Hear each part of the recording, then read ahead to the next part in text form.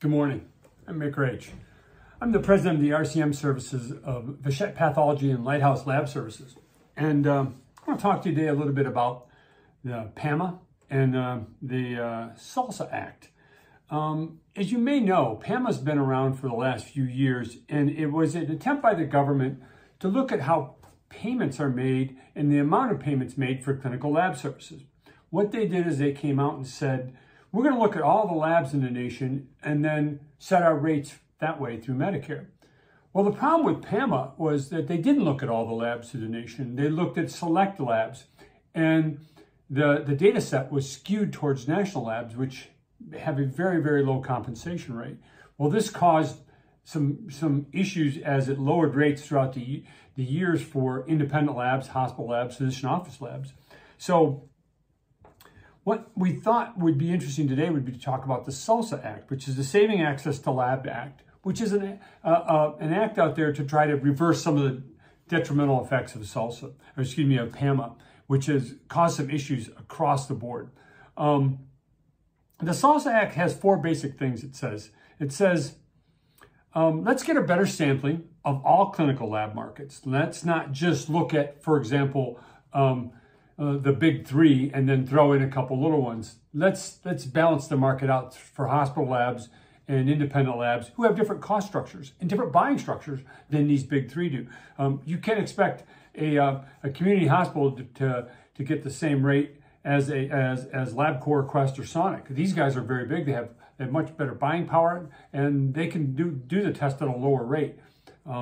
So we have to be fair there when we look at compensation. Second, it builds guardrails in there to say we can lower or increase the rate per year with the data given at a set amount, okay? So because after a certain while, I believe PAMA has no guardrails in there and they can lower it whatever they get. Third, it changes the amount of applicable info that's given to the people to look at the data sets. For example, there are some Medicaid managed care plans included in the calculations. And we all know that Medicaid in many areas pays half of what Medicare pays. Well, that's very, very punitive. Most labs couldn't live on a Medicaid rate. They do it because it's a good thing to do to the community and it helps the underprivileged. But at the same time, you couldn't live at 50% of your rates. And when you come to Medicaid managed care, including that as part of this calculation was completely erroneous. And then finally, the reporting times. Instead of having to report data every 3 years, labs will have to report every 4 years. So the SALSA Act is our attempt to fix some of the bad things that came out of PAMA.